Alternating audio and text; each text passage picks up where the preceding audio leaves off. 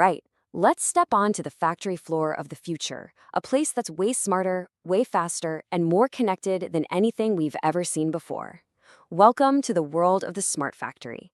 It's changing, well, pretty much everything. Just listen to this quote from Fanuc, a company where robots literally build other robots. This paints the most extreme picture of what factory automation can be. Imagine a place so self-sufficient it doesn't even need air or heat, because for weeks at a time, there are no humans there at all. This is the wild vision of a dark factory. So, what is lights-out manufacturing? Honestly, it's pretty much exactly what it sounds like. It's a factory that can run completely on its own, with the lights off. No people needed. Now, while very few factories operate like this 24/7, it's become the North Star for industrial automation. Okay, but a dark factory, that's the extreme end of the spectrum. To really get how we're heading in that direction, we need to understand the foundation that's revolutionizing production today. We need to look at the blueprint for the smart factory. A smart factory is really all about one thing: data. Think of it as a production environment where every single machine, every tool, every system, they're all part of one big, interconnected network. They're constantly talking to each other, sharing information, and creating this perfect, real-time picture of the entire operation. Now, what's so cool about this slide is the contrast it shows. You know, the old way was all about separate, siloed systems and just reacting to problems after they happened. The smart factory completely flips that script. We go from fixing machines that are already broken to predicting failures before they even happen. And we go from one central top-down control to smart decentralized decisions being made right there on the production line. And that brings us to this really key idea: the factory as a cyber-physical system. Now, I know this diagram looks a little complex, but the concept is actually pretty simple. It shows the merger of the physical world of machines with the digital world of software. You see planning systems and execution systems all talking to each other. So every physical action has a digital footprint, and that data feeds right back to control the physical world. Data literally becomes the lifeblood of the whole operation. So what kind of tech makes this whole cyber-physical world even possible? Come on, let's open up the toolkit and take a look at the core components that are powering the smart factory. First up, you've got the Industrial Internet of Things, or IIoT. The easiest way to think about this is as the factory's central nervous system. You have countless sensors that act like nerve endings stuck on every machine, constantly collecting data: temperature, vibration, pressure, you name it, and sending all those signals back to the main brain for processing. Next up, we have the digital twin. And this one is one of my personal favorites. It's a perfect virtual copy of a machine or a production line or, hey, even the entire factory. It lets engineers run simulations, test out new processes, and predict outcomes in a totally digital sandbox, all without risking a single second of real-world production time. How cool is that? Then there's Edge AI. This is what brings artificial intelligence out of the cloud and puts it right there on the factory floor. So, instead of sending massive amounts of data far away for analysis, an AI model that's living right on a camera can spot a product defect in milliseconds and tell the line to stop immediately.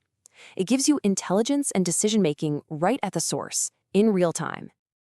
And of course, the toolkit gets rounded out by a few other heavy hitters: big data analytics to find all the hidden patterns in that information, cloud computing to provide the insane amount of storage and processing power you need, advanced robotics to do the heavy lifting, and even augmented reality to guide human workers through super complex maintenance jobs. Okay, so we have the blueprint and we have the tools. But why? Why go through all this trouble? Let's look at the actual, tangible benefits of building a better, smarter factory. Well, the results are pretty dramatic. By predicting when a machine needs maintenance, smart factories can slash costly downtime.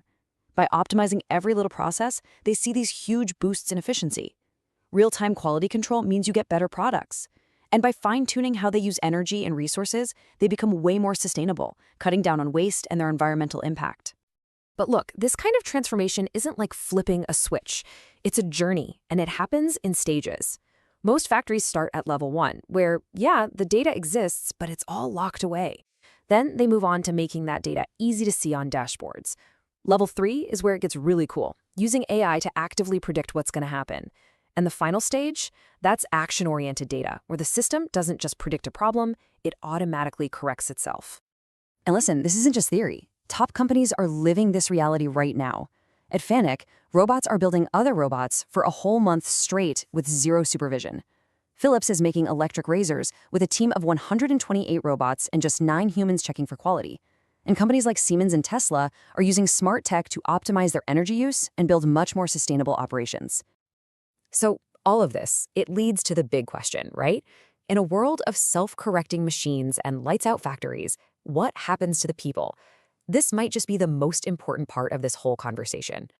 This quote from Gartner just hits the nail on the head. The challenge isn't really about jobs being lost, it's about skills needing to evolve.